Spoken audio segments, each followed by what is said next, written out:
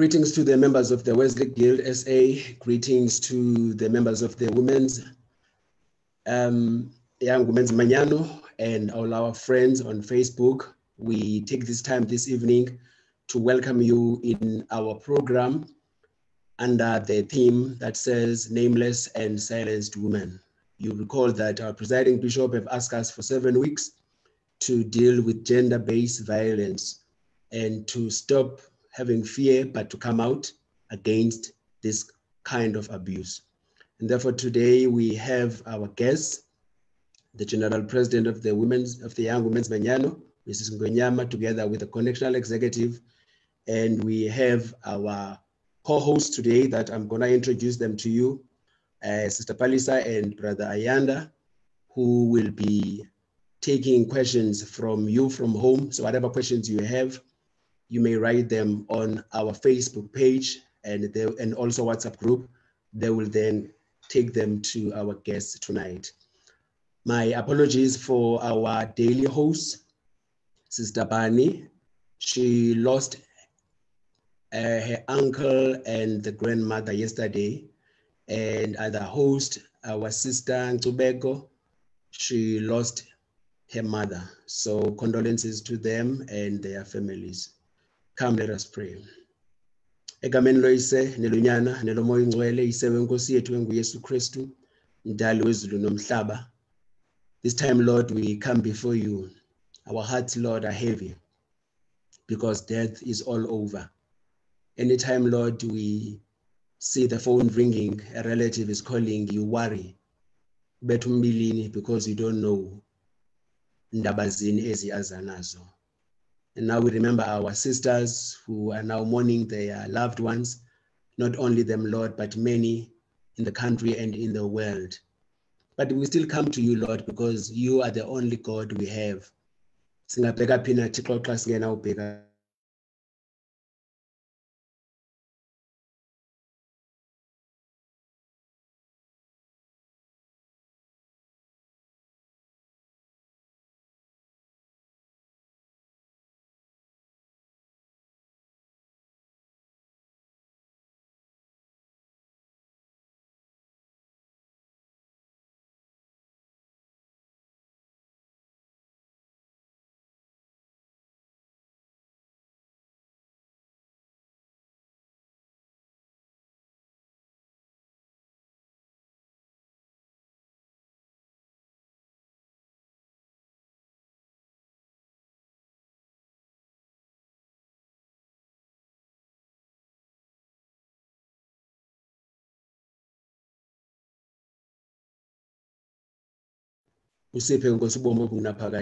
Amen.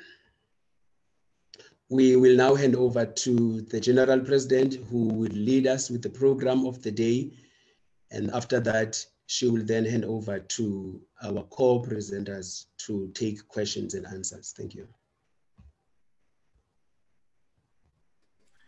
Enkosi mfundisi mandikubulise ndibulise i-Wesley Guild connectionally ndibulise amantombazana ne-organizations zonke. Enkosi siyabulela ngokuthi nisi-hoste and invite us to engage this topic ya namhlanje. It's indeed a challenging topic. It's a topic that has us thinking very deep. Siyabulela kakhulu mfundisi. So we have spent time in trying to understand this topic. OCC will take us through some of the scriptures around the unnamed and silenced women. And we will help and work together as a team. I will come in right at the end, Mfundisi, in concluding the conversation in terms of where we are currently and what we should be doing. So without wasting time, mandicelo usisi General Assistant Secretary, Sister Ngobo, introduce this topic briefly, and then emveni kwakhe Sister Mudisa Dife, who's our General Secretary, will then assist us with the scriptures that we will base the conversation today on. Thank you, Mother General President. Greetings, friends in Christ. Fundisi Ngombo, ndiyakubulisa, the Wesley Guild, Young Women's Mañana, and all organizations, the people called Methodist, Friends in Christ, and everyone, O Konile Ungena, greetings in the wonderful name of our Lord and Savior Jesus Christ. Amen. Mine is to introduce the topic for this evening, of which our topic for this evening is Nameless and Silenced Women. When you look at this topic, it's a two-in-one topic because you can choose to either talk about nameless women or to talk about the silenced women separately. But the Wesley Guild SA decided to bring the two together and requested us to engage on it as one topic. Then we sat down as the executive and try to think how best can we work, how best can we engage in this topic. And then we decided we chose two women from the New Testament, of which my sisters in Christ will engage on both women, a Samaritan woman and the adulterous woman. Then that's not my part, but my part is to remind ourselves that iBhayibheli ivamile not to name abantu, but sometimes umuntu kuthiwe umfazi waseSamaria lingachiwo igama lakhe, okanye ngumfazi obanjwe eqeqeza kungachiwo igama lakhe. And I am very dramatic, Mother General President, this evening because I want to protest on behalf of these women that they be baptized, and i-baptismal service yakhona izawubanjwa ngumfundisi uNgcombo, and i-guidanship sinika ababhali bezizincwadi esizawu-engage on.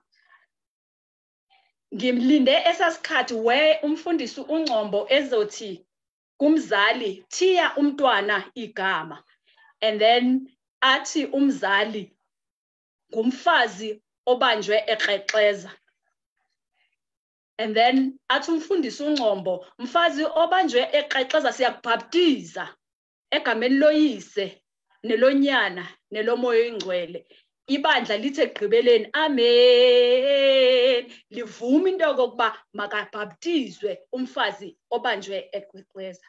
I've said I'm very dramatic this evening. Secondly, I've tried to look at the Old Testament, and the book of Judges left me in pieces.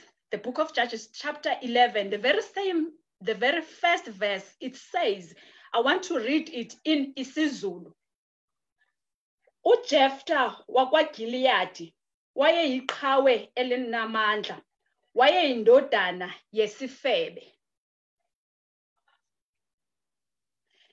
And it left me in pieces when the very first verse, it says, wayeyindodana yesifebe. Who cares ukuthi wayeyindodana yesifebe? Why kungathiwa umama wakhe wayengusibanibani and then kulandeliswe ngokokuba wayenzani? But I don't blame the Bible, because even us as women, even us as the society, even us as the community, we label one another ngezinto umuntu ezimehleleyo okanye ngezinto umuntu esimazi ngayo, okanye sometimes we even forget uba ngubani. Even the positions that we hold ecaweni, zisenza silibale, who are we?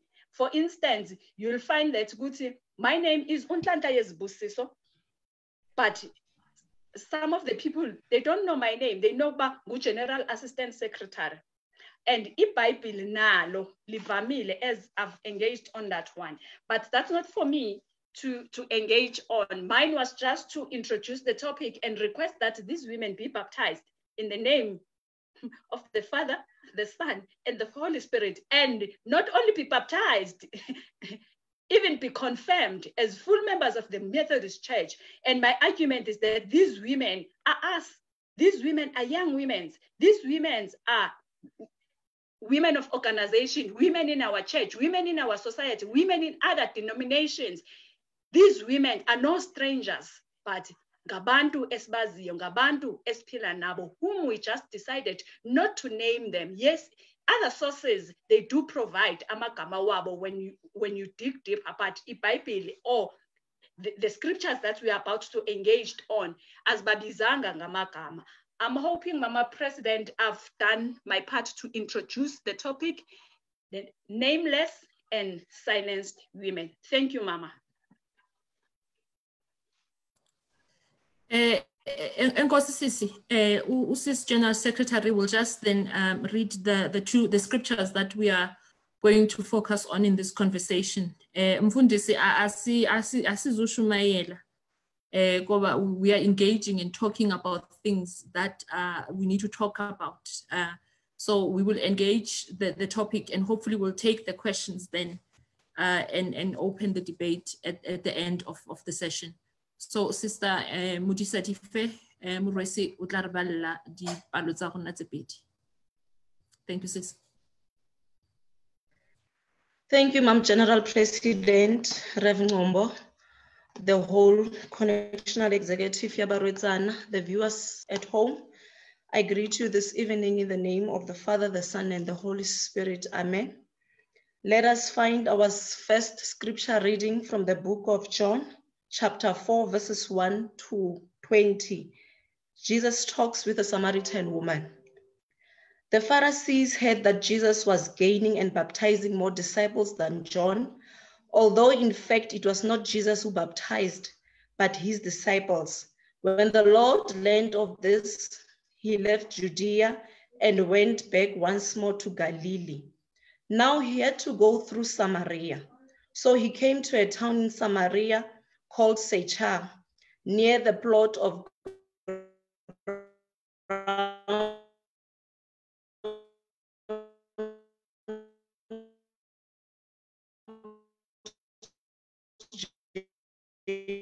Jacob had given to his son Joseph. Jacob's well was there, and Jesus, time it was about the 6th. His disciple had gone in by, said to him, "You are a Jew, and I'm a Samaritan woman. How can you ask me for a drink?" For Jews do not associate with Samaritans. Jesus answered her, "If you knew the gift of God and who it is that asks you for a drink, you would have asked him, and he would have given you living water." Say, and the well is deep. Where can you get this living water? Are you greater than our father Jacob, who gave us the well and drank from it himself, as did also his sons and his flocks and herds? Water will be thirsty again. But whoever drinks the water I give him will never thirst. Indeed, the water I give him will become in him a spring of water welling up to eternal life. The woman said to him, "Sir, give me this water so that I won't get thirsty and have to keep coming here to draw water." He told her, "Go call your husband and come back." "I have no husband," she replied. Jesus said to her, "You are right when you say you have no husband. The fact is, you have had 5 husbands, and the man you now have is not your husband. What you have just said is, I can see that you are a prophet. Our fathers worshipped on this mountain, but you Jews claim that the place where we must worship is in Jerusalem." This is the word of God, and thanks be to God. The second scripture reading, we find it still in the book of John, chapter 8, verses 1 to 11. Then each went to his own home, but Jesus went to the Mount of Olives. At dawn, he appeared again in the temple courts where all the people gathered round him. And he sat down to teach them. The teachers of the law and the Pharisees brought in a woman caught in adultery. They made her stand before the group and said to Jesus, "Teacher, this woman was caught in the act of adultery. In the law, Moses commanded us to stone such women. Now, what do you say? They were using this question as a trap in order to have a basis for accusing him. But Jesus bent down and started to write on the ground with his finger. When they kept on questioning him, he straightened up and said to them, "If any one of you is without sin, let him be the first to throw a stone at her." Again, he stooped down and wrote on the ground. At this, those who had began to go away one at a time, the older ones first, until only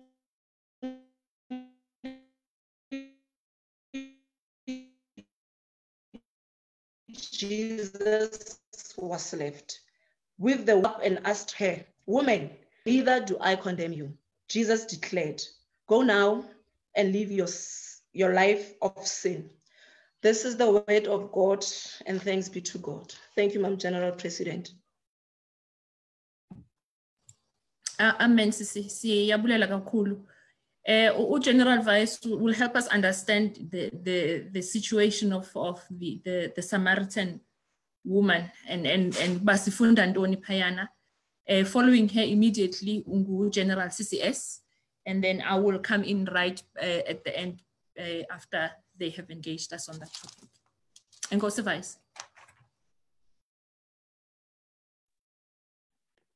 Ndibulele umama General President ngethuba endilifumanayo, ndingalibali ukubulisa the Vice Bishop Reverend Ngcobo, the Congregational Executive, omama Synod Presidents, abefundisi bethu, ibandla lonke lamawisile, ndingalibali abanikazi bomsebenzi, the Congregational Wesley Guild, nabo bonke abantu abalibukele oluhlelo. Nam ebusuku nje bantakwethu ndivumeleni ndinibulise ngelihle nelinamandla igama lika Jesu Kristu waseNazarete.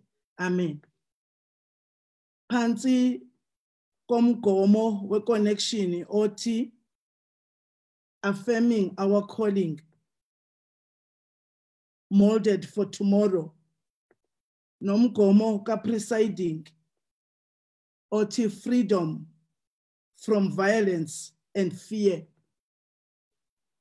Allow me, bantakwethu, phansi kwale topic yomfazi womSamaria, ndigawule ndiwarhuqa.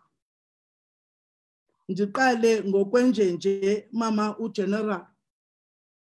We may not know their names, but they were never overlooked by our Savior.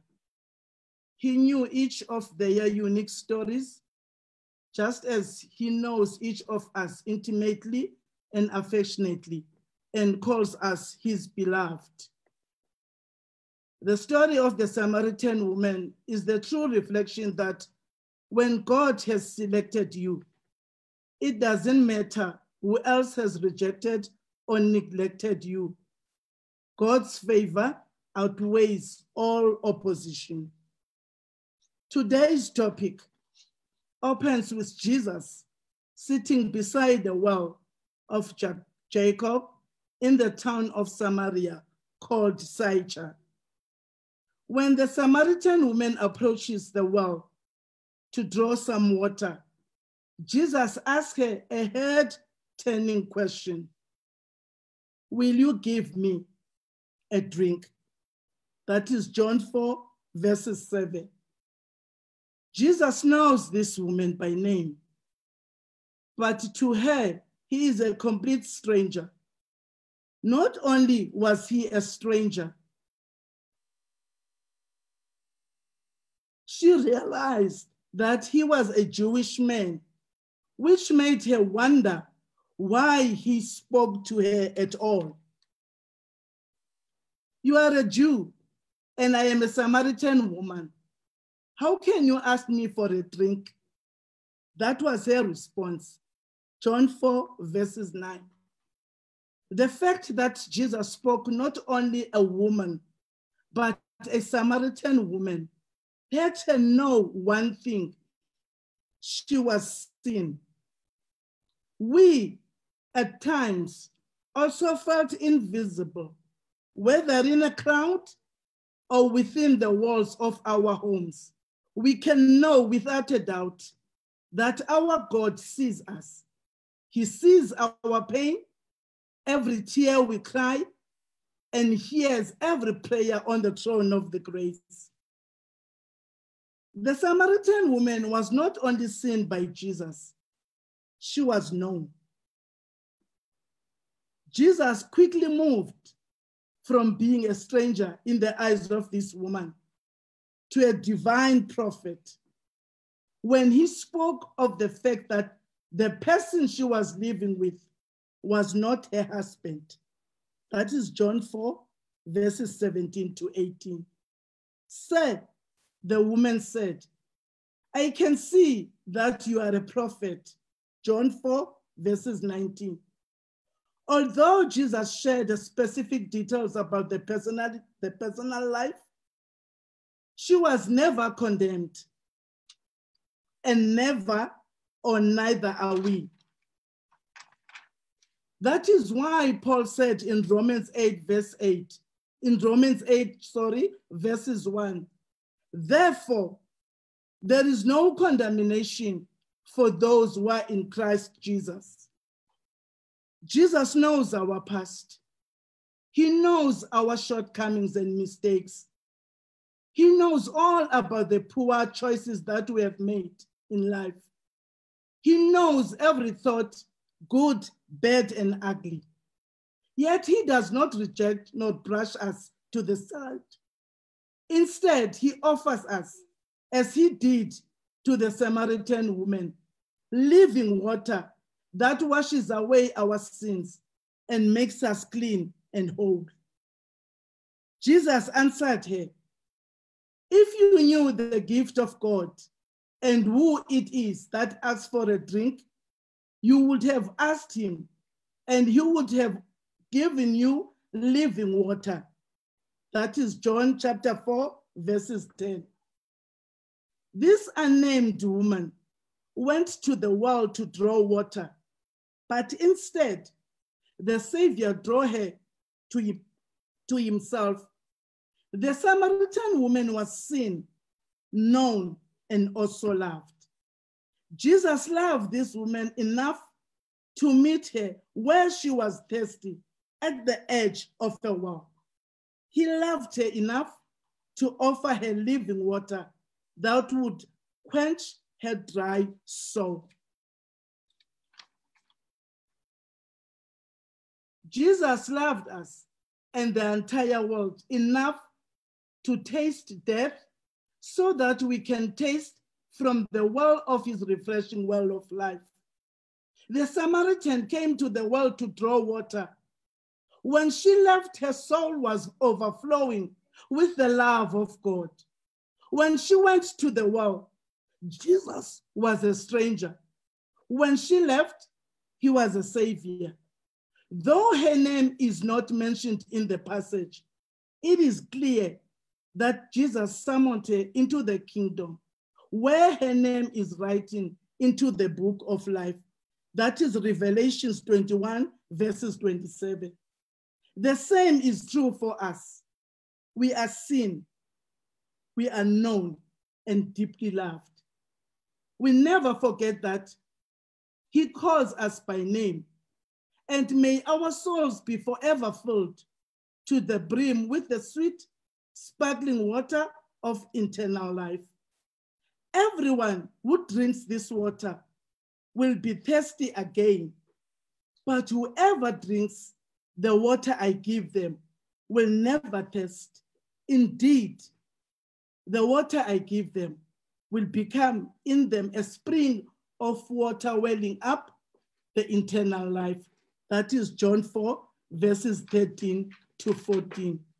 Ndanga ndiyambona xa ebaleka esiya ezweni okanye esiya ebantwini esithi kubo, hey banyorilweng tlo litle mmetsing sidibeng sa bophelo bo sa feleng moya phutheho di tlatsana le re motho mang le mang a tle le a bitswa bohle ba etsa dibi motho mang le mang a tle.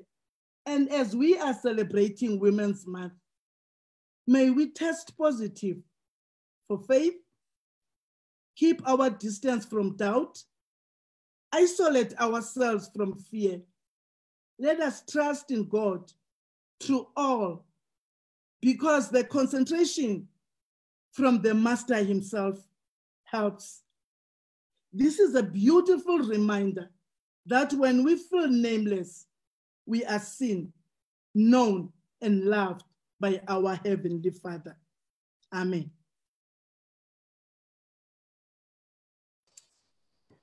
Enkosi Vice CCS.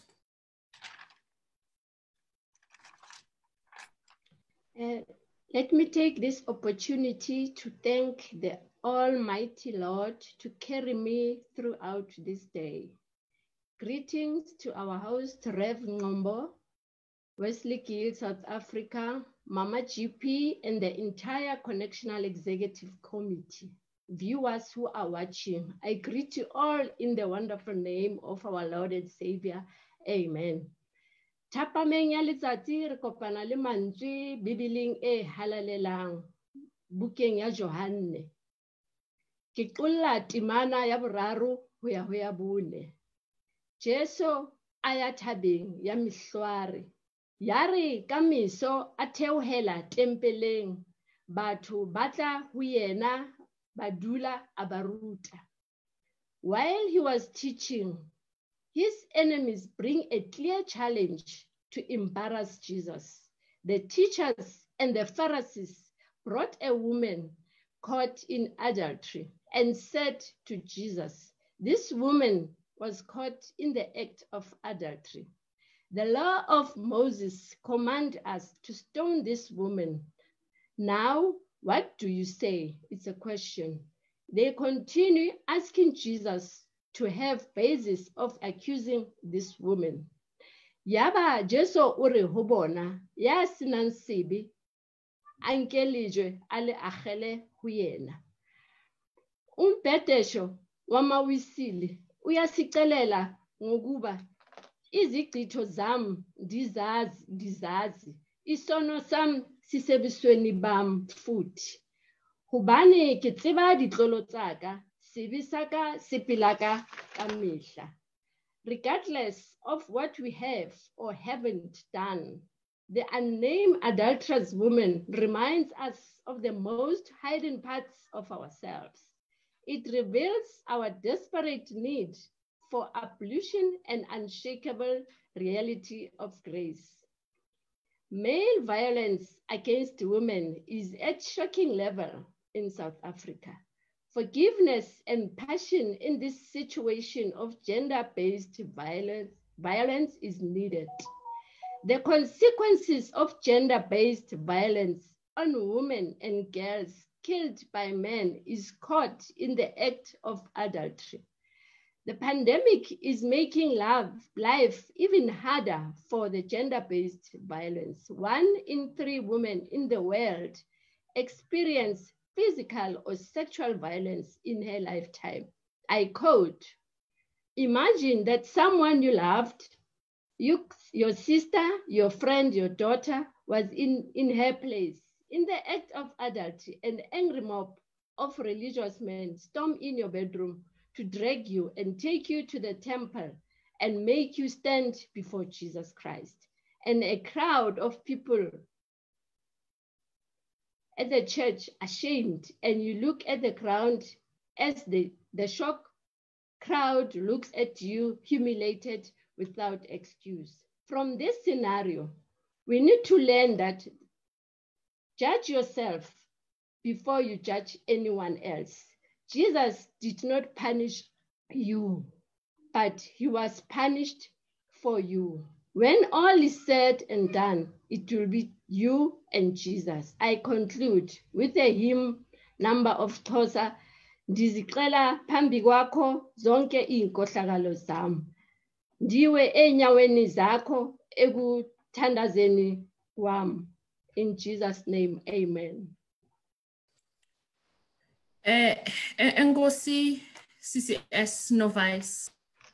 Mfundisi, we must engage the topic or the theme, the unnamed and silenced women. Now that OCC basinikile, the two scriptures that we wanted to look at, where the women are unnamed, kodwa in them being unnamed, Jesus takes time to notice them. Uyesu uthetha nomuntu esingathi yi-foreigner, the Samaritan woman who's not of the same clan as uYesu, but not only uba athethe naye uYesu, uspend ixesha, a lengthy discussion encokola naye. As UGAS said when she was introducing the topic, that this topic is twofold. There are the unnamed women. There's also the silenced women. We could have split the two and looked at each separately. But in my conclusion in this conversation, and we thank you for hosting us, I want us to talk about the naming. What is the significance of a name? As we talk about the unnamed woman, why is this on the table? Why would it be a problem for this woman to not be named? A person's name is the greatest connection to identity yomntu, ne individuality yakho as umntu. Some might say igama is the most important word in the world to that person. Igama lakho lelona gama elibalulekileyo kuwo wonke amagama angabakhona emhlabeni, because ligama elichaza ubuwena. Who are you? Ungubani? Wathiwa ungubani? Now, names are part of every culture and every nation. Akomdu uhamba emhlabeni ongenagama. We all have names. Akekho umuntu ohamba engenagama because it identifies who you are. Now, the act of naming is something, is when you give it ownership. Uyinika indawo ebelonga kuyo. You are saying kinale relationship lintwena. That's why I'm giving it a name because there's a relationship. Now, gender justice, bosisi mfundisi, now is not something new. It is not starting now. Gender injustice, it was there mandulo in history. And I think before we get to understanding what role Jesus plays in this and us being named and being given names that give us identity, we need to understand where we are coming from with injustice. And it's not new in the justice in history. Most women are named in the Bible, and those that are named in the Bible, if we were to go back and look at various chapters in the Bible, they have a frame of reference that comes with that name. There is a trail of abuse in their name. There is a trail yobunzima. There is a trail yezinto ezibahleleyo. So umntu ongumama or a female, in naming yakhe okanye xa inikwe igama kwaba banemiwe babizwa ngamagama eBhayibhileni, most of them banikwe amagama kuba kukho into ebadibanise nobunzima endleleni. They are given names because of their circumstances and what they have gone through in life, in their experiences. Now, sadly, nothing has changed much. Compare gender-based violence. As we honor presiding bishop and the directive that she has given us, so but we need to be silent as a church and step back and focus on gender-based violence. Now, the problem is that you can be named in our modern day life. Whether you are named through a position you hold, whether you are named through an elevated status. But you see, that kind of naming is short-term, because as much as you have been named because you have been given a particular status or position, ulikosa okanye uCCS okanye unguvice, at the end of the day, that naming, it does not guarantee that you will not be disrespected. it doesn't guarantee that you will not be ignored. It doesn't guarantee that there won't be grandstanding. Yoba uthi unika leadership yakho and your skills. Kube khona abantu who feel, and unfortunately, most of the instances, it could be women as well, and it can be males who also grandstand. Now, where I'm going with this is that as we deal with gender-based violence, and it's come to us in the most cruelest form of abuse, because we see femicide and the brutal killing of women and children. But you can be named and still be oppressed. So even the women who were named in the Bible, as much as they were named, they were oppressed.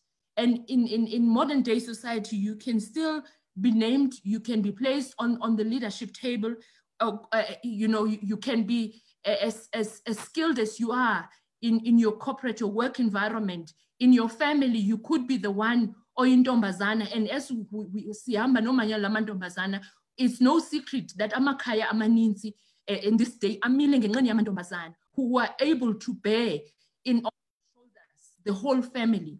Kodwa noxa uyintombazana, because of the patriarchal history esinayo and esisuka kuyo, you could have that name, yokuba ungumafungwashwe, firstborn, ungusisi wethu, but at the end of the day, you can still be excluded. Now, for example, let me refer to these women that I'm referring to in the Bible who were named. They were given names because we read their names in the Bible. Women like Tamara. Tamara's story is one that is known by all of us. She has a name, Tamara. Her story is different from that of the Samaritan woman, because Asmas Bayeng Bani Kamalaki. Go to Tamara, we even know that Tamara had siblings. Tamara had a father, but Tamara was still betrayed by her own family.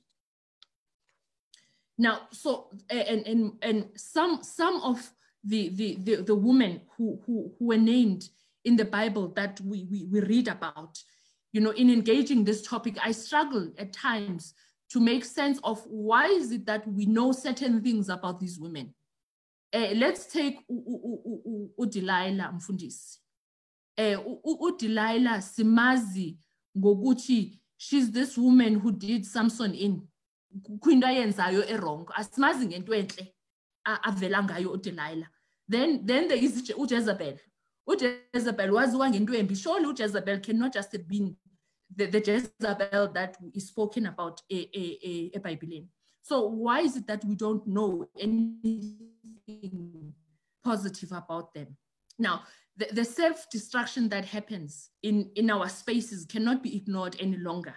If we are to be taken seriously as females, young and old, married and unmarried, we need to take special care in how we raise our children, in how we do things ekhaya, before the child even gets to esikolweni okanye enkonzweni. Look at the story again and how we treat each other as women, Tina indlela esirelate ngayo when it comes to issues of abuse. Look at the story Siga Ruth.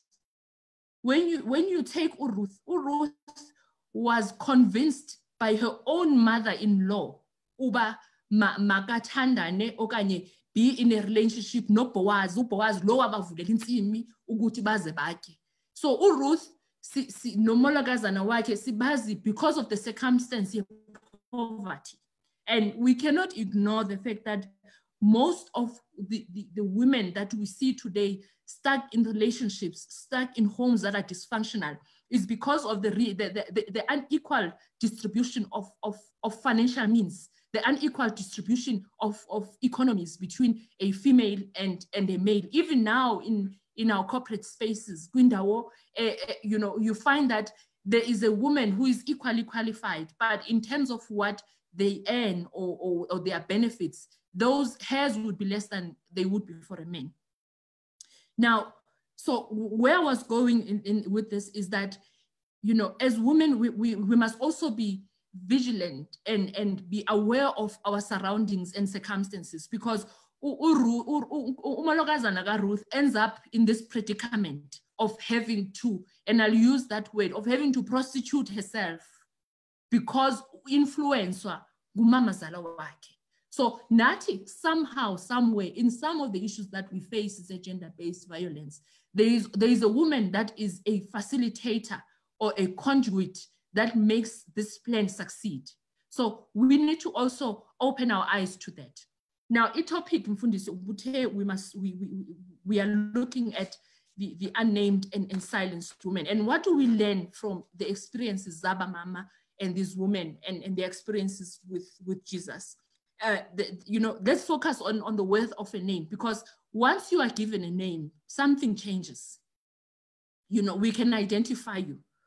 The name says, I recognize you. The name says, I value you. That's why at times amantombazana njengabantu endihamba nabo endleleni, they get upset kwezinye indawo xa kuzawubuliswa zonke organizations amantombazana alibaleke, because it says we are not important. Because there is this thing about igama. Igama places you somewhere. Now, if we look at Uyesu and where I think Jesus changes things, and if we were to sit on that scripture, Bosisi, and engage that scripture in our daily lives, and hopefully the men in our society, in our church, in our homes can read the scripture and understand what Jesus was trying to do here. I'll be bold enough, Mfundisi, to say I do believe, having read engaged in scripture in Luke 8 verse 1 to 4 with Jesus and these women and the disciples, I'll be bold enough to say I believe Mhlambe Uyesu was a feminist, because a feminist is someone who does something intentionally to prove a point. Ute she's going to be dramatic because she's going to protest in this platform that you've given us, and protest for women. Now, if you look at Luke 8 verse 1 to 4, I won't read it for the sake of time. It's a significant scripture in the Bible and in religion. Here, Uyesu unika dignity kubantu abangomama that can never be taken away by anybody. Here, Uyesu frees women. Usinika inkululeko. Yazi inkululeko xa iphansi kwebhanile yobuKristu, inkululeko leyo engenothathwa nangubani na. So in all instances of scriptures, Osisi spoke about Jesus inviting the woman to a new place of freedom, a new place of an image, or place of belonging for Omama.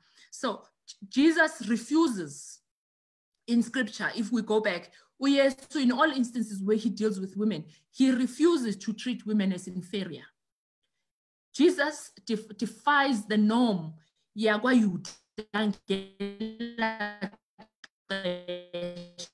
In Luke chapter 8, the male code, the guy code.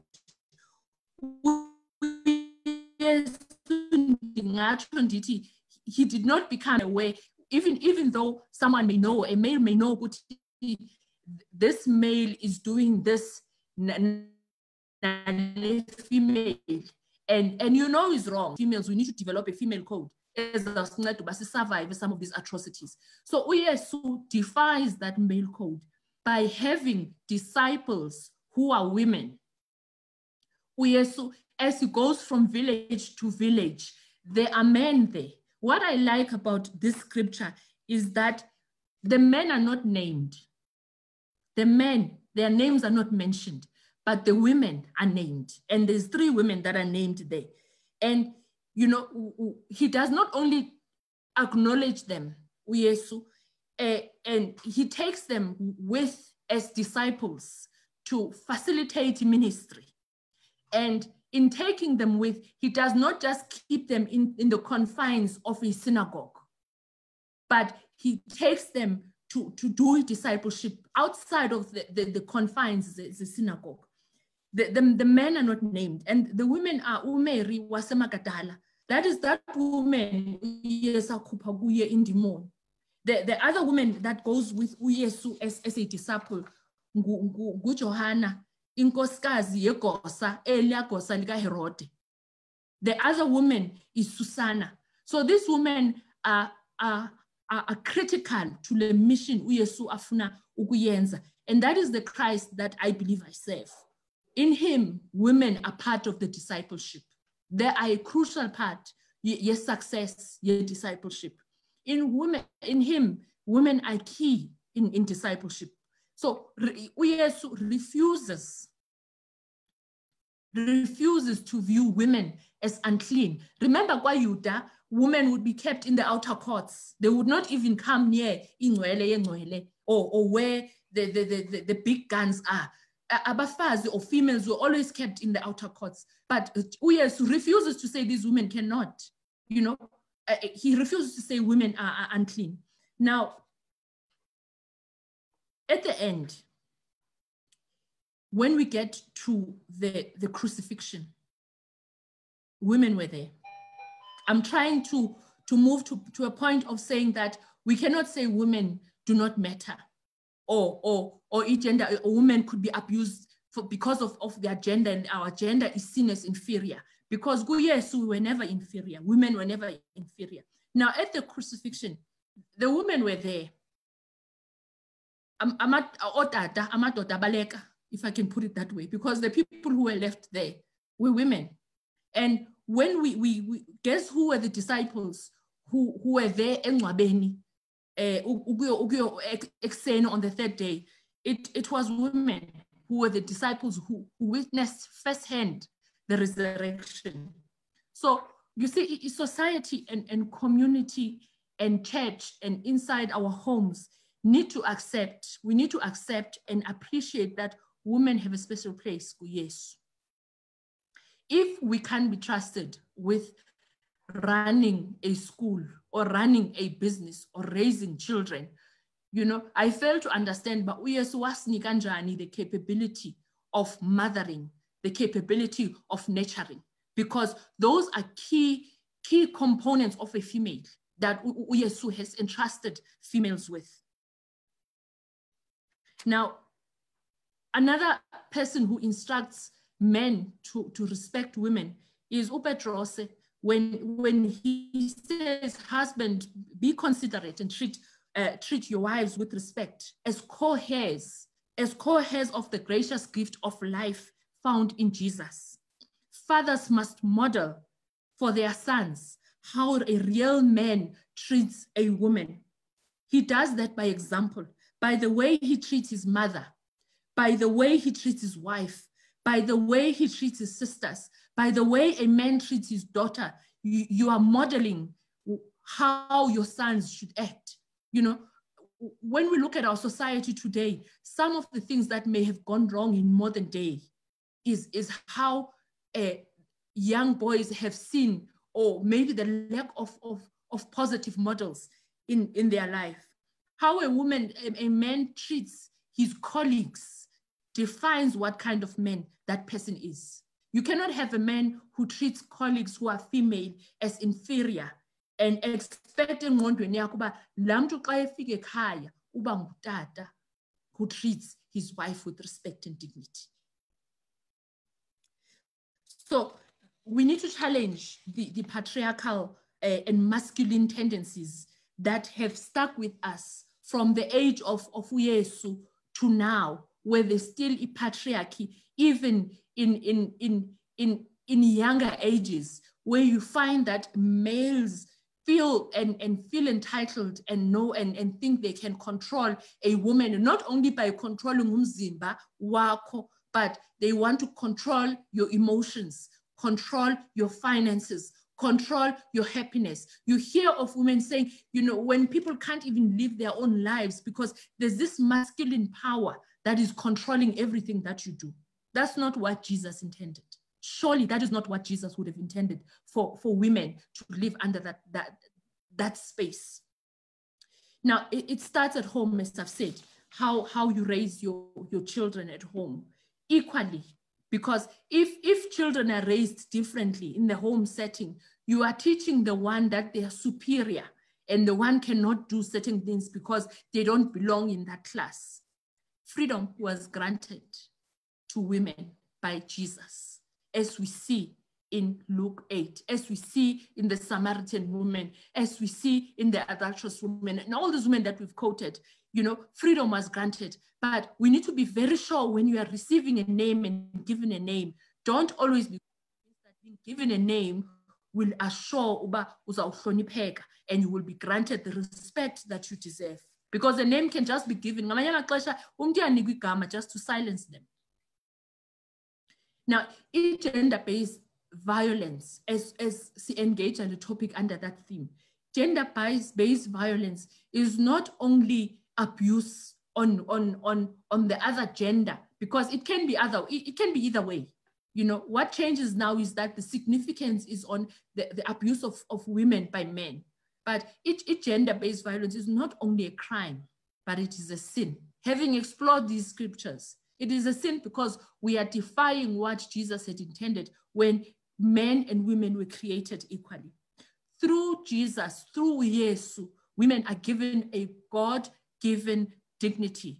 We were honored, sanikwa, an honor, a dignity, respect, and value. Because when we talk about being unnamed, when you are unnamed, you are not really being given respect and dignity. But when Jesus engages you, he doesn't care about usukapi or what circumstances led to you being given that name. Define in terms of what you've gone through. When Jesus engages you, it's giving you dignity and saying to you, you are actually part of what I want to do. We need to confidently, as women, whether in church or in society or in family or wherever, we need to confidently challenge the spaces that don't serve Christ-like values on the table. If Christ-like values are not going to be served on the table, then that table is not for you. That table is not right because it's not serving what is expected to be served. Lastly, Mfundisi, before we take any questions or engage differently, men and women are equal, created in God's image, but we are also different. We are different in the way we are formed. Masculinity, we cannot be men. A woman cannot take the place of a man. You know, we are created differently, but also we are equal in God's image. Jesus wants men to be men, and there's nothing wrong with having men and having men around. You know, we wouldn't survive on earth just as a single gender. But what is leading us to these conversations is also wanting to make sure that as much as we exist and coexist together, nothing gives right to the other to suppress the other. And we recognize that we are different in our strengths, we are different in our capabilities. When Yesu takes these women with, and he names the three ladies, there were others as well, and there are men in there. I'm certain in ministry to those villages would not have succeeded without these facilitators of mission, without these people who are working together with Yesu to ensure that ikospile yothando, ikospile yobubele, ikospile yofefe iyakuba iye phambili. Now, it's fine if we tend at times as women to be labeled as feminists. And as I said before, I think I want to be bold enough and say Mhlambu Yesu was a feminist because he broke all codes, he broke all boundaries. He did all sorts of things to prove differently to what was expected. Now, when we talk about these unnamed women, you know, we want to Umfundisi is going to come in this conversation. And njengomfundisi ophakathi kwethu osikhokhelayo kule nkonzo nguye ozababhaptiza and give them names so that they know that every woman has a rightful place. No woman deserves to be brutally killed. No woman deserves to be undermined solely on the basis of gender. And no woman is here, kuba mistake that we are here. But certainly we cannot expect that society will be healthy and function properly without the input and the direction and guidance. And without the leadership, your mama, leadership yamantombazane, leadership yamakhosikazi, because we are given these capabilities. We were wired in a way that we are dignified. So in the naming of women, as we name women, as we move away from being silenced, let us ensure that by being named and by not being silenced, you know, we ensure that that naming that is given to women is one which is dignified, is one which is respectful, and is one that places us right at the center and at the front of the table. Enkosi Mfundisi.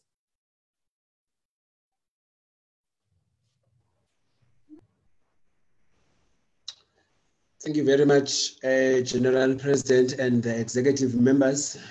We now going to give to our presenters to get questions for us so that we can have a conversation.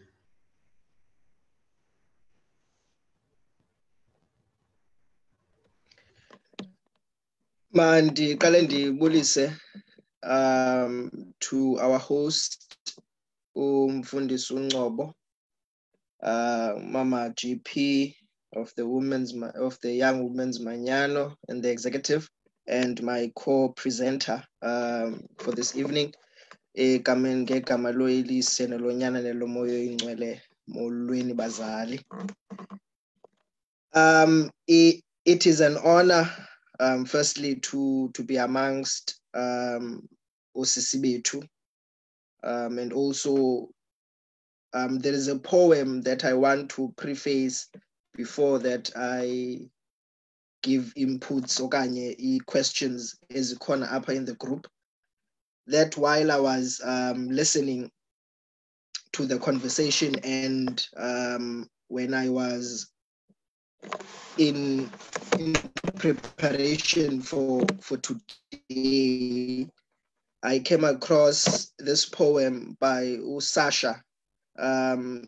It reads as follows. A woman with a book and a pen has the power, and a voice has the power to change the world.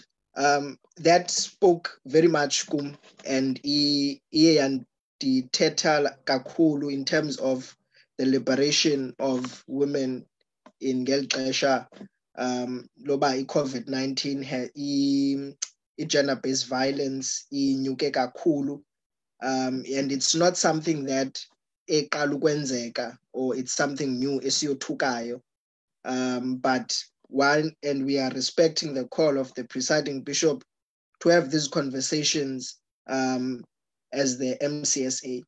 Then I will give over then to my co-presenter uPhalisa to then asibuzele the other questions zilapha ezantsi.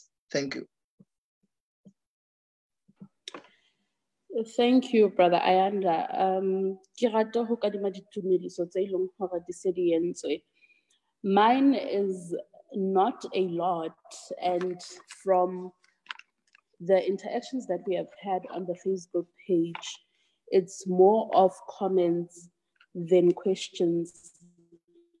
We have one from Tembisa Magojo, who says you can still be named. So you can still be a named woman and still be oppressed. So at times, you don't need to be nameless to be oppressed. You just need to be a woman to be oppressed, I guess. And Tobem Furley says, women are oppressed and excluded regardless of their contributions. Look at the 12 tribes of Israel. They based on Jacob's sons. But what about his daughter? Because he had daughters. And that comment gave me a question. Yahore, as women, would we say the Bible contributes somehow to the patriarchy we experience in society?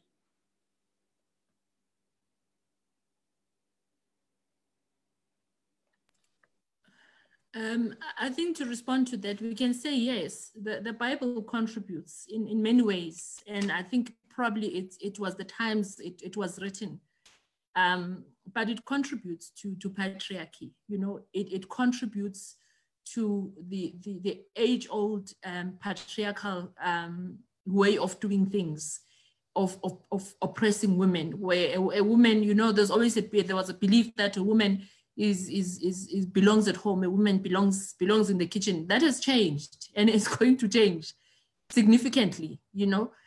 So the Bible has contributed, but again, I want to believe now, it's our interpretation of the Bible. You know, people read the Bible and you hear what you want to hear.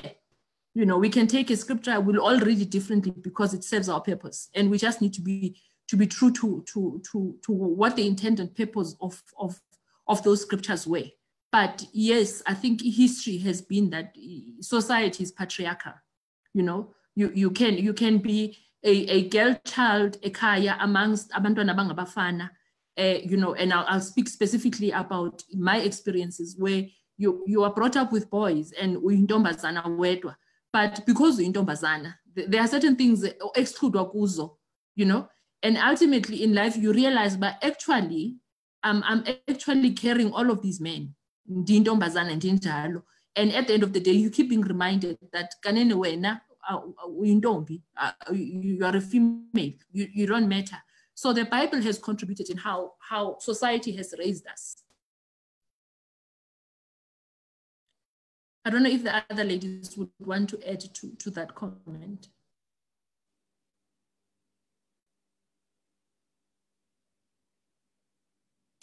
Okay, I don't think we have an additional comment to that. And there is another comment here from Upindile Mkhwanazi, who says, we encounter narcissistic behavior in the house of the Lord as women, and once you fight it, you are a troublemaker. As Young Women's Manyano, a movement within the church, Umama had mentioned earlier that even in some church events, you are forgotten while all other movements and organizations rather have been mentioned. What would you say you do, and is your trademark and stance within the church against such things, to say, I stand up for myself as a young woman, but I am then viewed as a troublemaker? Are you the type of organization that a young woman would warmly come and say, without feeling some sort of way?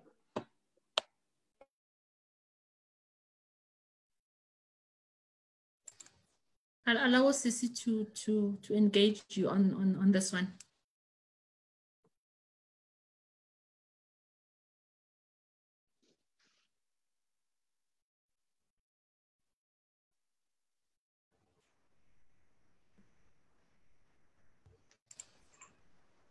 I'm handing over to you, Bosisi, to respond to this one.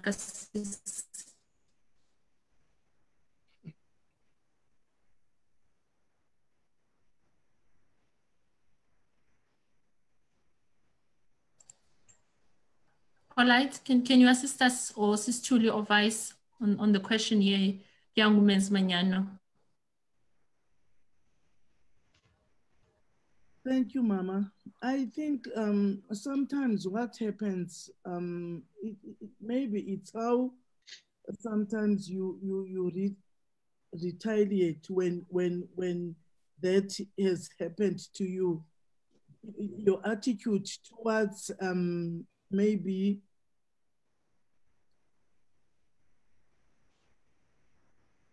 I'm trying to find a suitable word that I can use on that one, Mama.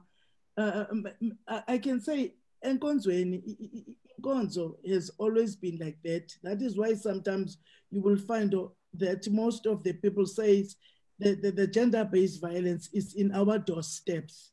A church will always be mentioned, because I think, I don't know whether that happens because of the virtue of our marital status Nkonzweni as young women. But at the same time, I think the attitude that we have also makes people sometimes not respect us. I'm not sure if maybe I've answered that one. the way maybe I needed to answer it. But I think it always happens. That is why we always say GBV, it's on our doorsteps. Okay, Mama, in addition to what GV is saying, as the Young Women's Manyano, we are not yet there. Let's be honest with one another. We are not yet there. Even our conversations, mhlambe egumbini, because iqala egumbini. Egumbini, mhlambe kuba ndintombi yakudala, there are things that I'm not expected ukuzikhuluma as intombi, or we were not expected uba intombi, for instance, we are not allowed uba sithethe ngokudata, for instance, and then siya ecaweni kwenzeka izinto, and xa zenzeka ecaweni indlela how we respond as amantombazane, sometimes it does affect indlela abantu abasibuka ngayo, because response, it says sometimes it sends a wrong message about the organization, while you respond alone, not representing the organization, but immediately I put on my uniform, I need to remember that I am no longer uNonhlanhla Ngcobo nje, but nguNonhlanhla Ngcobo oyintombi yomanyano. And when I come to church and when I ngenza izinto ecaweni, icawe libona whatever that I'm doing as into eyenziwa ngamantombazana.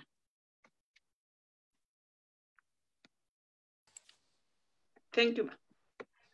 Yeah, I think, Sis Palisa, if you allow me as well to add on kwezinto ezithethwa ngusisi, you know, Young Women's Manyano is an organization that has always been and bore the marks of Women's Manyano, and sometimes that can be one of the reasons why you ask that question. Maybe that are you that type of organization that is radical enough?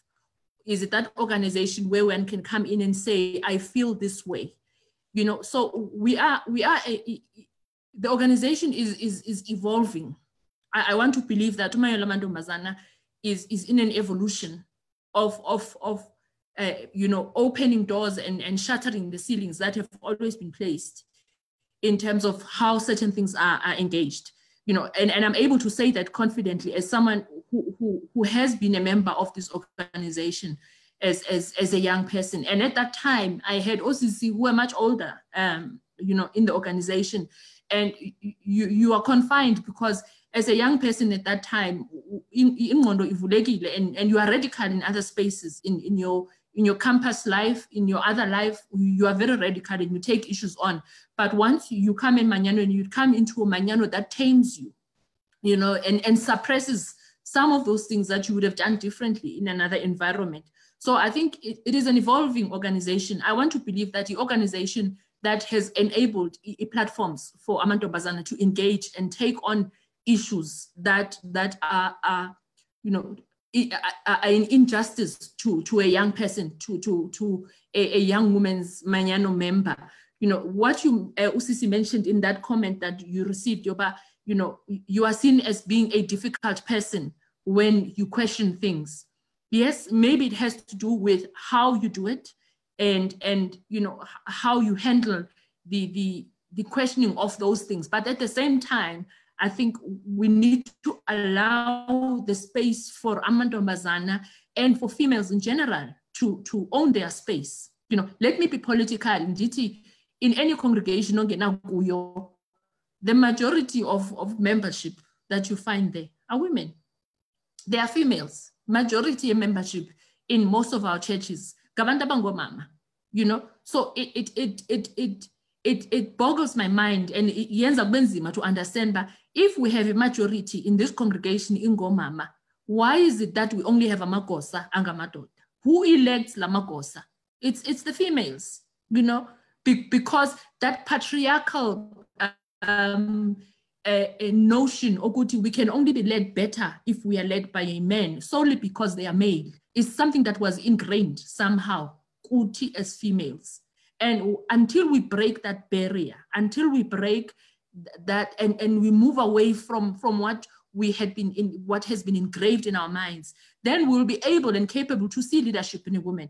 And at times, even if that woman is not a great leader from what we see, but as women, we need to be bold enough to say, you know what, I will invest myself, I will invest my time to ensure that female succeeds. You know, and that's how males have always been able to grow. You know, the support that is given to one as a leader goes a long way in ensuring success. But we find ourselves at times as women not pushing each other enough and not being willing to be the step ladder that others can climb on to be what they need to be. So if we scratch even deeper when we talk about patriarchy, gender-based violence, for me, it's a symptom of men who have given themselves a right and power over women, whether be it physically, emotionally, mentally, financially. It's men who have given themselves power over women, which is not theirs at the end of the day.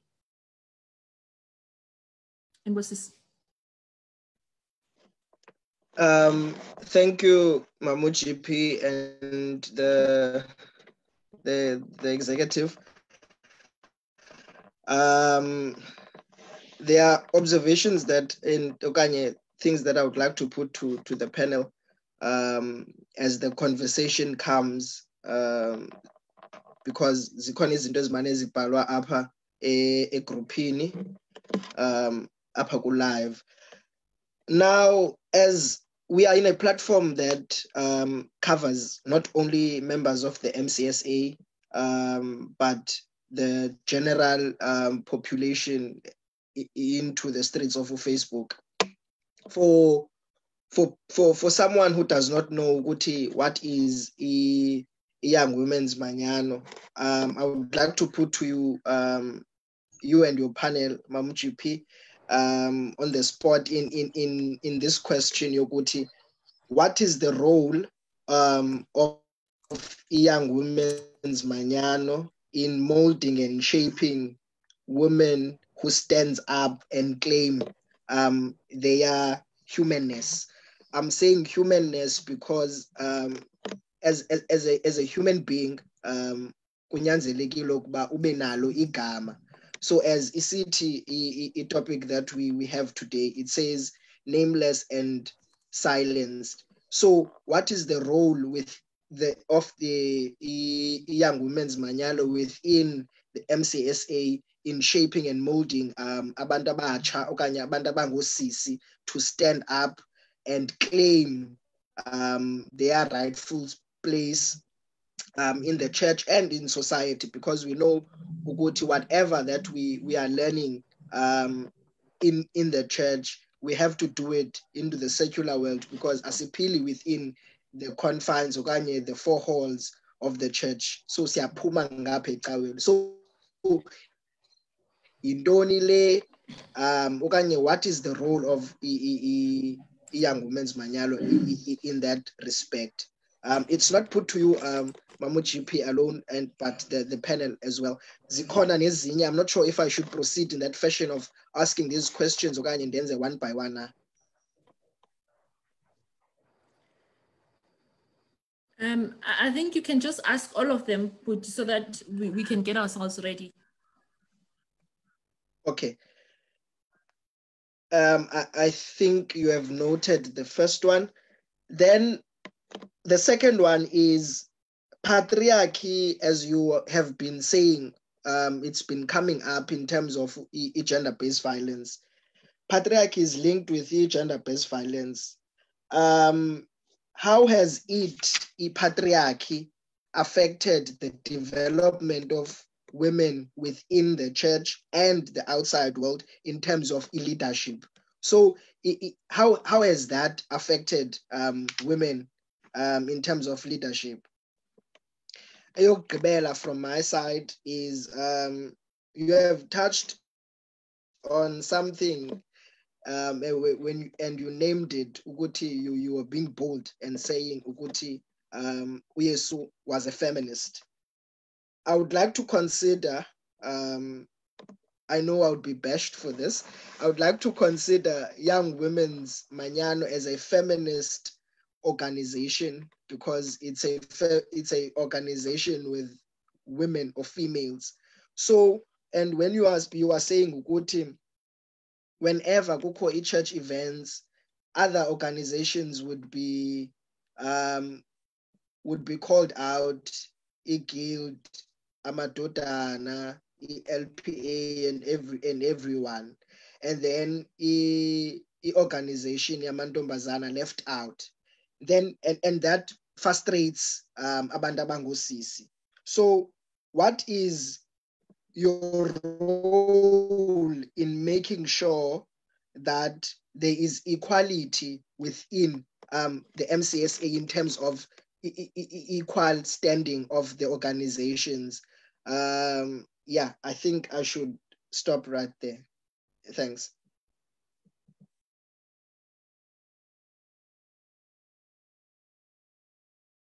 I'll leave you, Bosisi, to just maybe do the first question, which was the significance of Young Women's Mañana, or what we exist for.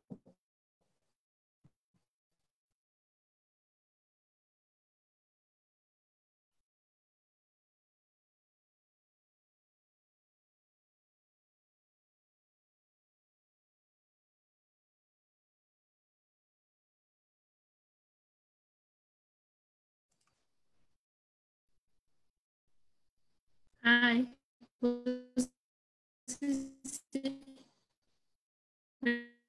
Am I frozen?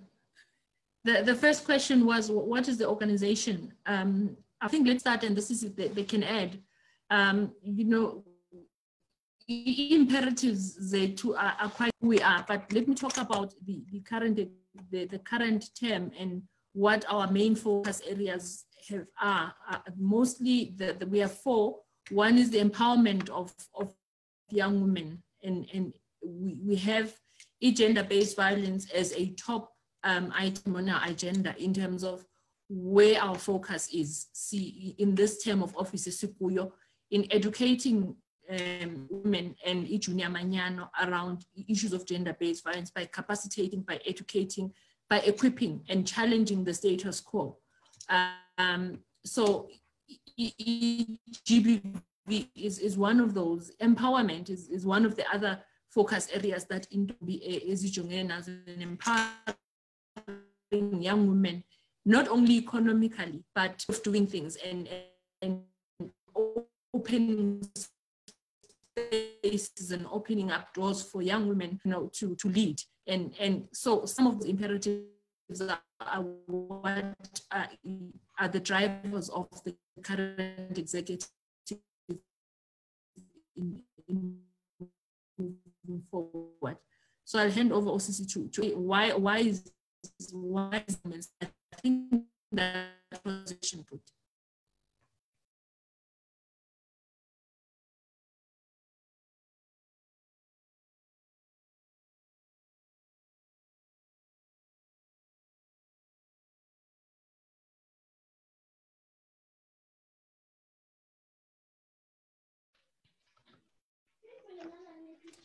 I just want to add on the question that you asked Ayanda Sali, that if someone from outside wants to join the Young Women's Mañana, I can just explain in short that if you want to join or to be a member in the Young Women's Mañana, you are supposed to be only a young woman who are full members of the MCSA and who have never been married shall be eligible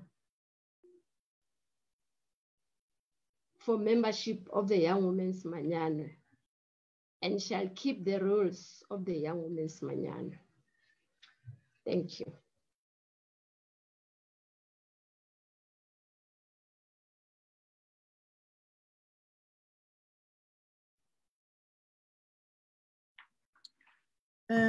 I think what I can say, Mina, is that sometimes Ma sisenkonzweni as amantombazana, the minute we put on uniform, we want to be different people.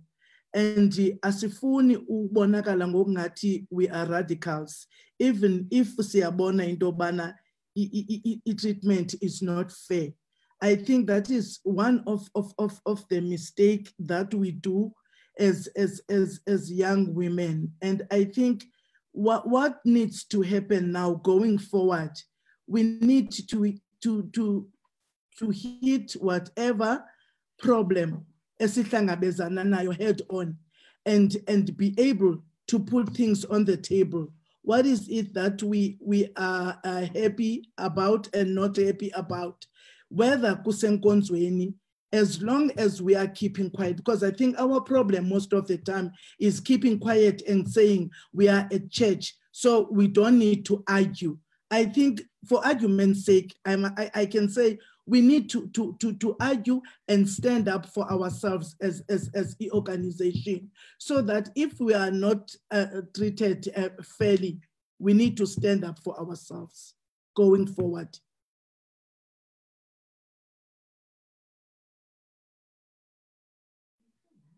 I think as young women, we become too nice because this is we are a prayer and service union. Yes, we know we are a prayer and service union, but sometimes there are things that really step on our toes, and because sisfake uniform, we cannot hit those things head on. I think now going forward, we need to stand up for ourselves, and if we are not fairly treated in Konzweni, we need to speak up. Thank you.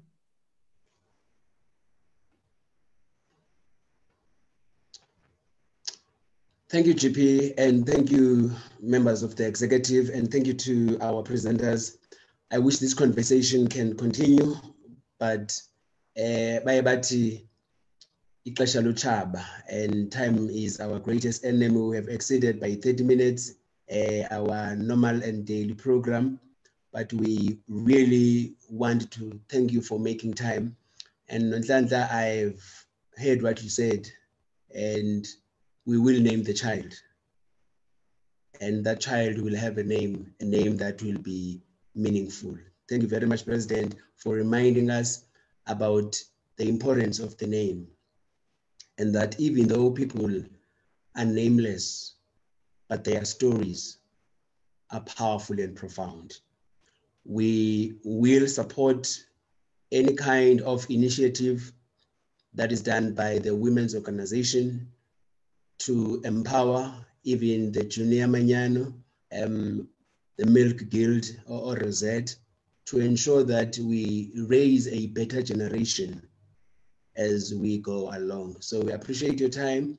We appreciate every effort that you made. And I think everybody at home, Guild members, have really learned a lot from this session. And as we close tonight, I will ask Vice to close for us in prayer. And just before we close, just to say thank you to our presenters, both of them, for tonight and for standing in. Just a notice is that on tomorrow we'll have a Friday service. Please check out the page, you will see the details. And on Saturday, please don't miss out. We will have a book launch. The book launch is titled, Our God of Ubuntu is Infected by Coronavirus. The author is Reverend Lomkelo Kwatlaza. That will take place on Saturday at 6 p.m. So don't miss out Reverend Kwatlaza. He will be taking us through his book that he has released about the God of Ubuntu that has been infected by the virus. And now I ask our Sister Vice to close for us in prayer. Thank you very much, GP and your team. Thank you, Vice Bishop. Let us pray. Egameni loyise, egameni lonyana, egameni lomoya oyingcwele. Thixo oziziqu zithathu umnye, uThixo uyise, uThixo unyana, uThixo umoya oyingcwele. Sibulela Thixo olungileyo le session othe wasinikeza yona. Sibulela Thixo olungileyo the wisdom Baba wethu oyingcwele othe wayinikeza i-members Baba wethu oyingcwele zamantombazana. Sibulela Thixo olungileyo bonke abantu owayewabanika Nkosi elungileyo amandla ukubana bazokumamela baba wethu engcwele. Sikuthembile Nkosi elungileyo nakule ingxoko lesikuyo ye-COVID-19 baba wethu engcwele, ye-gender-based violence, sayame ngawe baba wethu engcwele. Yiba nguThixo wethu ke Nkosi elungileyo, sibe ngabantu bakho nabantwana bakho. Uthembekile kubantu abakwethembile. Xa Nkosi elungileyo sizawuhamba sisiya emakhaya baba wethu engcwele, hamba nathi Nkosi elungileyo. Siyaleza inkosi baba wethu engcwele, siyaleza inkokheli baba wethu engcwele zethu baba wethu engcwele ezinkonzweni Nkosi elungileyo ezilila ibhungane ngenxa Nkosi elungileyo yale pandemic. Nakuleyo baba wethu engcwele imeko soyame ngawe Nkosi edume ngokulunga. UnguThixo onenceba engazange yaphela, uThixo oyivayo imithandazo yabona. Yiveke Nkosi elungileyo neyethi imithandazo kuthi Nkosi elungileyo kwimeko esikuyo Nkosi elungileyo yokuphela kwemisebenzi, yokuchabalala yonke into baba wethu engcwele, wenyuke wena sehleke thina. UnguThixo onenceba engazange yaphela. Uyathembakala ke baba wethu engcwele kubantu abakwethembile. Hamba nathi ke Nkosi edume ngokulunga, sikhokhele Nkosi elungileyo kumsebenzi othe wasinikeza wona. Yiba nguThixo wethu, sibe ngabantu bakho nabantwana bakho. Bonakala ke Nkosi elungileyo ezindleleni Nkosi edume ngokulunga. Bonakala Nkosi elungileyo emisebenzini kwabaphelelwe imisebenzi Nkosi elungileyo, simeme ubukho bakho. Kwabo Nkosi edume ngokulunga abangenanto ngokuhlwa nje, simeme ubukho bakho baba wethu engcwele. Ngena kulo makhaya kwaba ku-quarantine places baba wethu engcwele, sibabeke ezandleni zakho. Ezibhedle baba wethu engcwele, kwiincwina zobusuku nemini, simeme ubukho bakho baba wethu engcwele. Ema-ICUs Thixo olungileyo, kubantu bakho ekungekho themba, sithi banika ithembeli nguwe, thembeli lingajikiyo. Asilibali ke Nkosi elungileyo ukuyaleza kumakhaya athe Nkosi elungileyo aphulukana Nkosi nenhloko zamakhaya ne-breadwinners ngenxa Nkosi elungileyo ye-COVID-19. Nalapho Nkosi elungileyo simeme ubukho bakho, sithi usenguThixo nanamhlanje. Njalo ke Nkosi elungileyo ukusikelela uthamsanqelise ngaphezu kokucela nokuthandaza kwethu ngokuhlwa nje ngelihle nelinamandla igama phezu kwamanye amagama lomfeli nomvukeli wethu onguYesu Kristu Nkosi yethu. Amen. Amen. Thank you very much and good night. Thank you, Mfundisi. Good night, ladies. Inkosi futhi.